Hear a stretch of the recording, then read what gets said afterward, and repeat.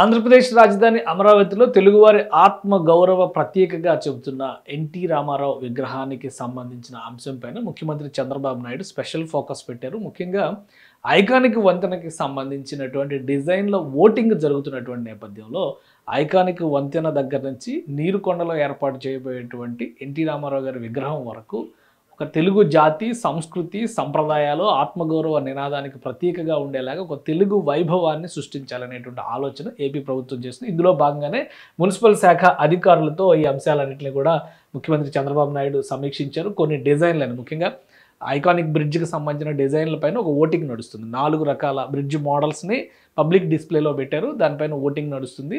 ఈ స్ట్రెచ్ మొత్తం డెవలప్ అయితే కనుక అంటే అటు ఉత్తర కొస నుంచి ఇటు దక్షిణ కొస వరకు ఉన్నటువంటి ప్రాంతం అంతా కూడా గవర్నమెంట్ సిటీకి అనుసంధానంగా రాబోయేటువంటి రోజుల్లో ఒక మంచి పర్యాటక జోన్గా దీన్ని డెవలప్ చేయాలని చెప్పి ఏపీ ప్రభుత్వం భావిస్తుంది. ఇందులో భాగంగానే ఈ డిజైన్లపైన సమీక్ష జరిపారు. అలానే ఎన్టీ రామారావు గారి విగ్రహాలకు సంబంధించినటువంటి నమూనాలను కూడా చంద్రబాబు నాయుడు పరిశీలించారు. ఎలాంటి విగ్రహం పెట్టాలి, దాదాపుగా ఇప్పుడు అక్కడ అంచనా వేస్తున్న దాని ప్రకారం 182 మీటర్ల ఎత్తు ఉండేటువంటి విగ్రహాన్ని ఏర్పాటు చేయాలని చెప్పని భావిస్తున్నారు. 182 మీటర్ల ఎత్తు అంటే ఆల్మోస్ట్ 597 అడుగుల వరకు వస్తుందంటే ఆ కింద బేస్మెంట్ కానీ ఇవన్నీ కలుపుకొని చూస్తే కనుక 600 అడుగుల ఎన్టీ రామారావు విగ్రహం సైజు కానీ ఆ చుట్టుపక్కల ఉన్నటువంటి యాంబియన్స్ కానీ మొత్తం గతంలో కూడా మనం చేసాం.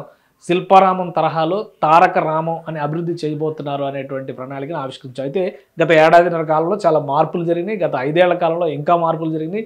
అసలు ఈ లొకేషన్ని డిజైన్ చేసినటువంటి విధానం పైన చాలా ఆసక్తికరమైనటువంటి అంశాలు ఉన్నాయి. వాటన్నిటిని దృష్టిలో పెట్టుకుని రాష్ట్ర ప్రభుత్వం మరోసారి సమీక్ష చేయబోతుంది. కొన్ని డిజైన్లని ఐకానిక్ బ్రిడ్జ్లకు సంబంధించినటువంటి డిజైన్లని ముఖ్యమంత్రి చంద్రబాబు నాయుడు పరిశీలించారు. ఈ ఐకానిక్ బ్రిడ్జ్లకి 4 డిజైన్లకి సంబంధించి కూడా ప్రస్తుతం ఓటింగ్ నడుస్తుంది. సో ఇదే తరహాలో ఇప్పుడు రాబోయేటువంటి రోజుల్లో, ఎందుకంటే ఇది చాలా కీలకమైనటువంటి ప్లేస్ అవుతుంది. ఆ కీలకమైనటువంటి స్థానంలో మనం ఏ విధంగా టూరిజంని ప్రమోట్ చేయాలి, అలానే తెలుగు జాతి వైభవం, తెలుగు భాష, లిపి, సంస్కృతి, సాంప్రదాయం, ఆచార వ్యవహారాలు, తినేటువంటి పదార్థాల దగ్గర నుంచి ప్రతి ఒక్కటి ఇందులో స్పెషల్ ఫోకస్డ్గా ఉండాలనేటువంటి మాట చంద్రబాబు నాయుడు గారు చెప్తున్నారు. ఆ క్రమంలోనే అధికారులు దీనిపైన కొంత కసరత్తు చేశారు. ఇక్కడ ఒకసారి మనం చూస్తే కనుక ఇది టోటల్గా మాస్టర్ ప్లాన్లో ఇచ్చినటువంటి డిజైన్స్ని చూస్తే ఇక్కడ జరిగినటువంటి 2 పరిణామాలు ఆసక్తికరమైనటువంటి అంశం. నీరుకొండ ప్రాంతం, ఈ చెరువు ఇక్కడ ఉన్నటువంటి సరస్సు దగ్గర నీరుకొండ ఏరియా వస్తుంది. ఇక్కడ ఎన్టీఆర్ విగ్రహం, ఈ కొండ దగ్గర ఎన్టీఆర్ విగ్రహం పెట్టాలి అనేటువంటి ఆలోచన. చుట్టూ సరస్సులాగా ఉంటుంది.